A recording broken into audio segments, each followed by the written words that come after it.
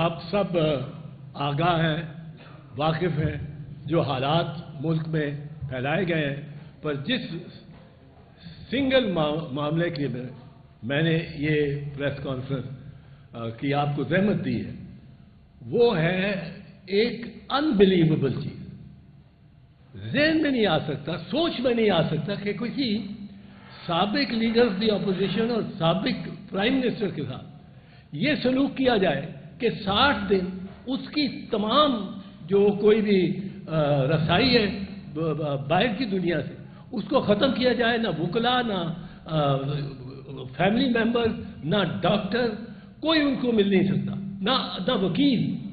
اور اس دوران اس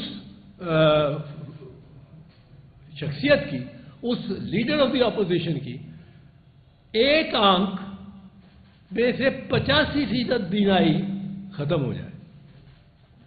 یہ تو مطلب ہے قوم کو اس کا حساب لینا پڑے گا.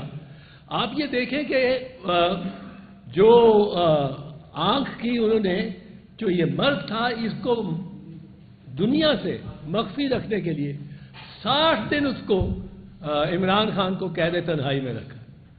یہ کہاں کا انصاف ہے؟ اور یہ کہاں ہیں یہ ججز؟ کیا کر رہے ہیں ججز؟ اس دفعہ تو تحریک چلی اور چلائی تو ججز کے خلاف ہی چلانی پڑے گی میرا خیال کہ ججز اب آج دے رہے ہیں، تاریخ دے رہے ہیں، کل تو 16 تاریخ تھی. بھئی اس کی آنکھ کی یہ کہ ایمرجنسی ہے، take it as an emergency. آپ ابھی بھی اس کے بارے میں کوئی آپ کو احساس نہیں ہے کہ ایک شخص کی ایک آنکھ چلی جائے، 85% اس کی بینائی جو ہے اس میں ختم ہو چکی ہے. یہ تو تقریباً 0 بینائی ہوئی. 85 اور 100 میں کیا فرق ہے؟ اب یہ میں تو سمجھتا ہوں، کیونکہ عمران میرا دوست بھی ہے، میرا ہمسایہ بھی ہے، آپ سب جانتے ہیں 60 سال سے ہم ہمسایہ ہیں، آج بھی ہیں. تو میں تو اس لیے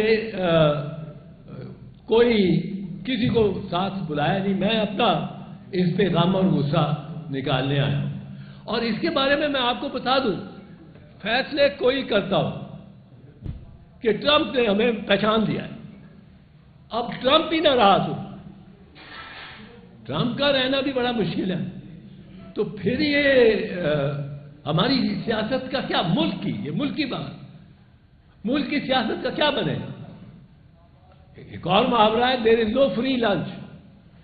انگریز کے محاورے، انگریز کی جو پشت ہا پشت، صدی ہا صدی وہ چل رہے ہیں، اور ان میں بڑی ایک قسم کی سچائی اور حقیقت پائی جاتی ہے. اب یہ جو نو فری لنچ سے مراد ہے کہ ہمارے جو نمائندے یا ہماری پاکستان کی طرف سے جو واشنگٹن میں 2-3 مرتبہ گئے ہیں اور ٹرمپ کے ساتھ ان کی بڑی کھلی بات چیت ہوئی ہوگی، کیونکہ 2 گھنٹے کا اگر لنچ ہو، ایک آرمی چیف اور ایک president of the United States, تو ان کے اس میں کوئی میننگ فل بات ہوئی، وہ اچھی اور بری ہے، وہ علیحدہ بات. اب وہ میننگ فل بات جو ہے وہ مجھے تو اس کا اندیشہ ہے کہ جب ہم جا کے بیٹھتے ہیں بورڈ فار پیس میں، تو ہم اپنے خاصے دستے فلسطین پر ایک پیس کا رول، بظاہر امن کا، یہ امن دستے کہلاتے ہیں یو این میں. تو یہ پیس کے جو ٹروپس جا رہے ہوں گے، یہ ان کو لڑنا وہاں پڑے گا. کس سے لڑنا پڑے گا؟ فلسطینی کے بیچارے کے پاس تو اسلحہ بھی نہیں رہا اور زمین بھی نہیں رہی اور اس کے کوئی بلڈنگ بھی نہیں کھڑی رہی. اس کو تو آپ نے وہاں سے آپ نکالنا امریکہ ہی کر لے گا. یہ دستے ہیں تاکہ آپ کوئی مزاحمت نہ کرے اسرائیل کی توسیع پسندی، اس کے خلاف یہ لڑیں گے، جو مزاحمت کرے گا اسرائیل کی جانب سے فلسطین کے قبضے کو قانونی بنانے کی طرف۔ انٹرنیشنل لا کے تحت کوئی گنجائش نہیں، کوئی اس کا امکان نہیں، بٹ وہ جو کر گیا وہ کر گیا۔ وہ تو یہ تو کہتے ہیں جی جو کر دیتا کر دیتا، ڈی فیکٹو پوزیشن کو یہ لیتے ہیں، ڈی فیکٹو کو یہ مانتے ہیں۔ تو اس قوم کے لیے بڑا مشکل ہوگا، کوئی یہ آسان نہ سمجھے کہ پاکستانی فوج اسرائیلی سپاہیوں سے کندھے ملا کے اور ایک مسلمان فوج ہے یا عسکری تنظیم ہے اس کے خلاف یہ چل رہے ہو۔ تو یہ ان کو سوچنا چاہیے، یہ باقی مسلمان ملکوں کو بھی سوچنا چاہیے۔ بالکل ہم امن چاہتے ہیں فلسطین میں، بالکل ہم امن چاہتے ہیں وہاں کے تمام ممالک کے درمیان، امن اپنے اپنے باؤنڈریز میں بارڈر میں رہ کے جئیں اور اپنی ترقی کا سوچیں، لیکن بارڈر سے نکل کے اور فلسطین کی آبادی کو ٹیک اوور کرنا یہ ان کا کام نہیں ہے۔ اور اب میں پھر اسی پہ واپس آتا ہوں کہ جو یہ کر رہے ہیں عمران خان کے ساتھ، اس کا نام نہیں لے سکتے، اس کا نام آپ نے چھین لیا اس سے، وہ پھر بھی ووٹ لے گیا سب سے زیادہ، اس کا نشان آپ نے چھین لیا پھر بھی وہ ووٹ لے گیا سب سے زیادہ۔ تو اس میں جو میں کہتا ہوں کہ ہمیں سب آپشن کھلی رکھنی چاہیے۔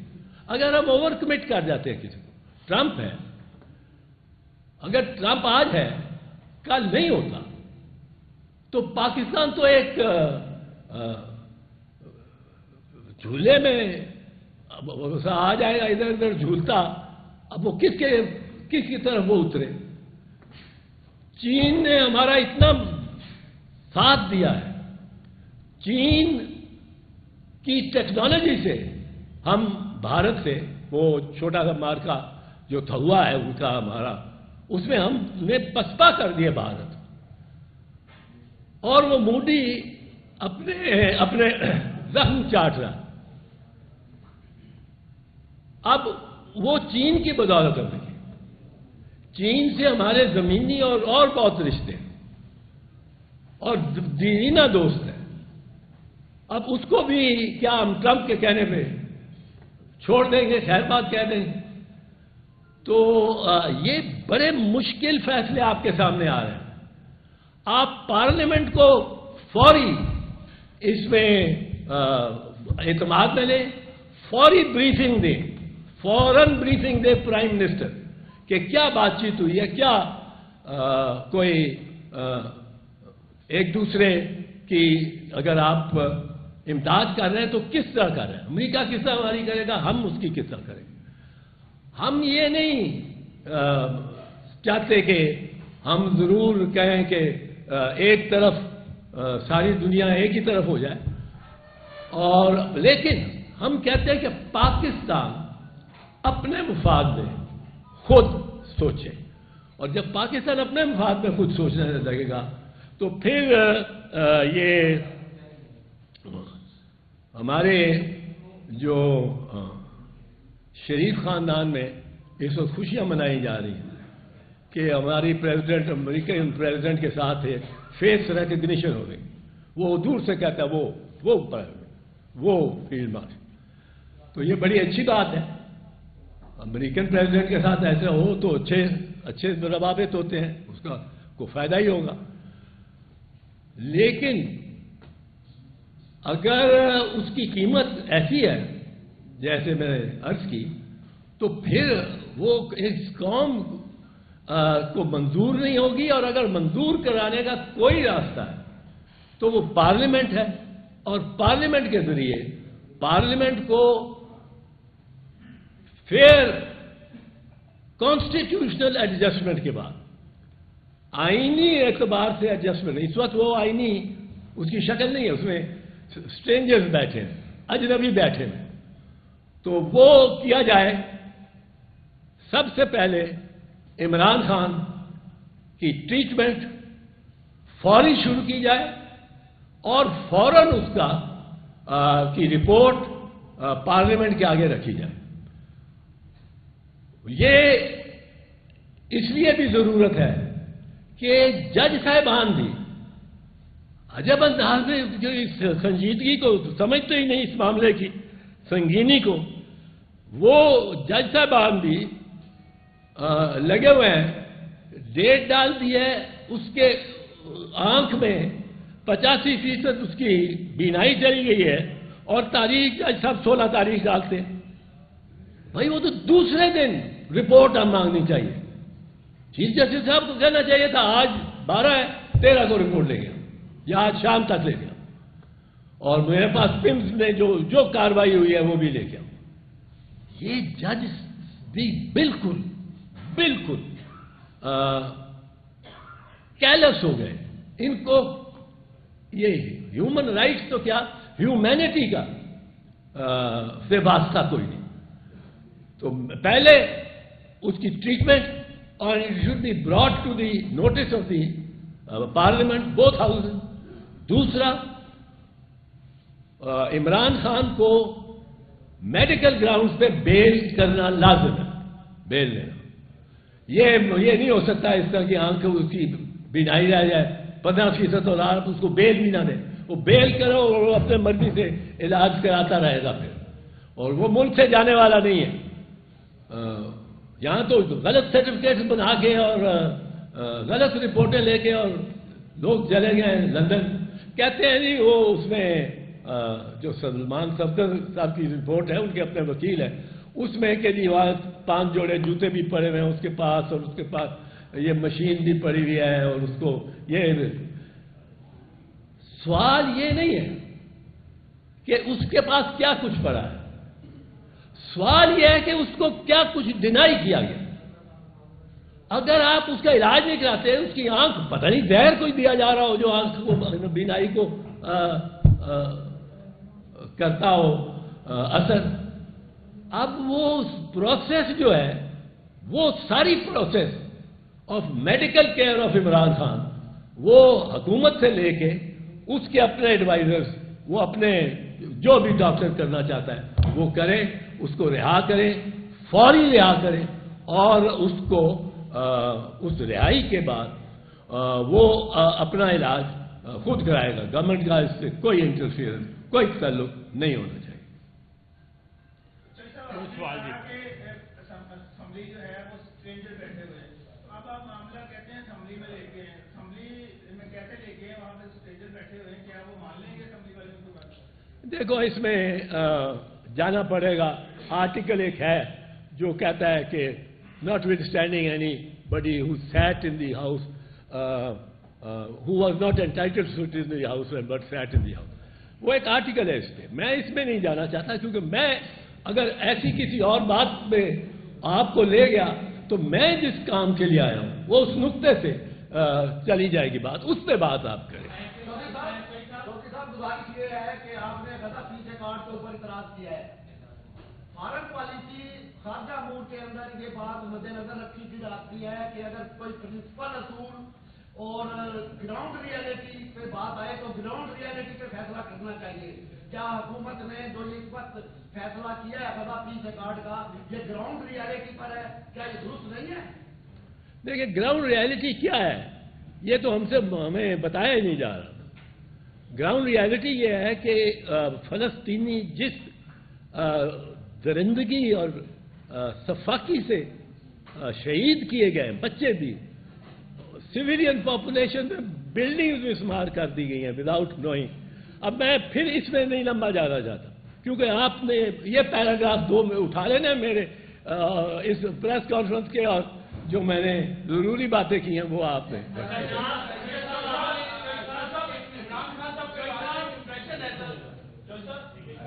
عمران خان صاحب کے بارے میں ایک امپریشن ہے کہ وہ کسی قسم کی گورنمنٹ کے ساتھ ڈیل کرنے کے لیے تیار نہیں ہے.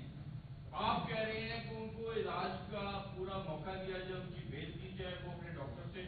اس سے بھی ایک امپریشن آئے گا کہ شاید خان صاحب کی کوئی ڈیل ہو گئی ہے جس کے نتیجے जब उनको ये सहूलत दी गई? देखो, मैं ये समझता हूं कि जो कहेगा ये कि खान की डील हुई है, गो उसकी आंख का मसला है, 15% उसमें बिनाई रह गई है। एक आंख आप बंद करके चले 2 घंटा, जरा पता लग जाएगा आपको कि कितने आप डिसेबल हो जाते हैं। अब वो उसके इस मामले में जो आपने मुझे जरा, मैं फ्लो में जा रहा था, आपने कर दिया, पर खैर वो मैं जो अर्ज करना चाह रहा हूं कि अब अगर ये कहा जाए कि इमरान खान की बीनाई गिरते 15% रह जाए और फिर भी उसको अगर सहूलत दी जाए, उसने नहीं मांगी सहूलत, उसको सहूलत दी जाए तो उसने डील कर ली है, ये तो शर्मनाक बात है, कोई सोचे भी है। इमरान खान साहब की एश्योरेंस कौन देगा कि अगर इमरान खान को शिफ्ट कर दिया जाए किसी हॉस्पिटल में, किसी और जगह for the sake of treatment, कि इमरान खान वहां बैठने के बाद ट्रीटमेंट के बजाय एक बार फिर गवर्नमेंट को आड़े हाथों नहीं लेंगे, पाकिस्तान की मिलिट्री एस्टैब्लिशमेंट के खिलाफ फिर तकरीर नहीं करेंगे, इस चीज की एश्योरेंस कौन देगा? यार, आप लोग एश्योरेंस ऐसी चाहते हो, वो बंदे को खुद जब वो बेल लेता है वो बॉन्ड देता है, एक तरीकाकार है दुनिया में और हमारे यहाँ राइज है 150 साल से। उस पर क्यों नहीं आप एतमाद करते? उस मुल्ज़म पे ये बेल जब दी जाती है तो उसकी बुनियाद ये है कि प्राइमा फेसा ये केस नहीं बनता। एक दूसरी बुनियाद है कि ये तो मेडिकली इसकी सेहत खराब से खराबतर होती जा रही, इसको पहुंचाओ किसी हॉस्पिटल में और उनके हवाले करो या इसकी बेल कर दो। अब इनमें अगर गवर्नमेंट खुद इसमें इन्वॉल्व नहीं है और वो लगती है, क्योंकि उन्होंने 60 दिन उसे किसी को मिलने भी नहीं दिया, तो इसमें मैं नहीं समझता हूं कि ये कोई ऐसी बात है कि जी कोई डील मान लेगा, कोई ये मान लेगा। जी मोहन साहब, ये बताइएगा, आपने कहा है पार्लियामेंट स्ट्रेंजर्स बैठे हुए हैं, तो क्या प्रेसिडेंट हाउस में भी स्ट्रेंजर्स बैठा हुआ है? और अगर नहीं बैठे हुए, वो अवामी मैंडेट से आए हैं, जरदारी साहब, तो उनके बारे में कहा जाता है कि वो मुफाहमत के बाद है, तो क्या फिर जरदारी साहब को भी थोड़ा सा आगे आना चाहिए? हुकूमत वैसे भी उनकी बात मानती है, और क्या समझते हैं अगर जरदारी साहब अजनबी नहीं है तो क्या करना चाहिए? नहीं, जरदारी साहब को इसमें किरदार अदा करना चाहिए। मैं पहले भी कह चुका, मैं समझता हूं कि जरदारी एक ऐसा सियासतदान है जो कि लोगों को साथ रख सकता है और साथ ला सकता है, पास ला सकता है। और मैं ये समझता हूं कि शायद सिर्फ जरदारी में ऐसी सलाहियत रह गई है। उसके साथ लाख इख्तिलाफ हो, एक चीज तो मानेंगे ना कि वो दूसरी मर्तबा सदर हो गया और इस प्रोसेस के जरिए ही हुआ है। कोई आर्मी चीफ ने ला के नहीं उसको बिठाया, वोटिंग हुई है, असेंबलियों ने वोट किया है, चारों सूबाई और दोनों सेनेट और नेशनल असेंबली ने, उसमें वो जीता है। तो ये तो तस्लीम करना चाहिए। अब उसको एक करना चाहिए, I think he should play a role and he can play a role.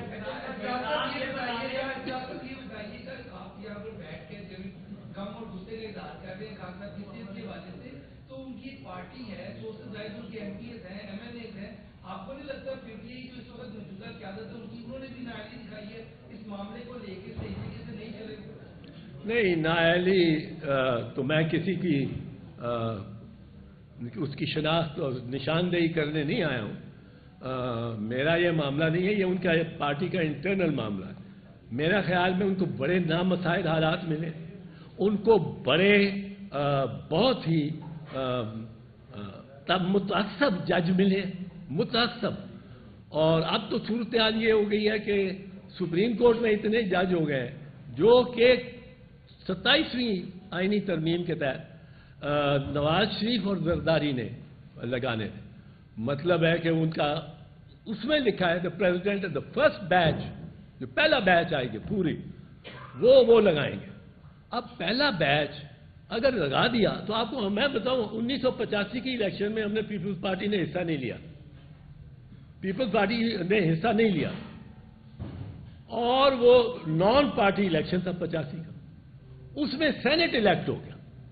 اب سینٹ میں 100 کے 100 ممبر جو تھے وہ تھے مسلم لیگ نواز کے، اس وقت جنیجو تھی، اور وہ اس وقت جنیجو تھی، پر وہ بعد میں نواز جو بن گئی، ان کے سارے 100%۔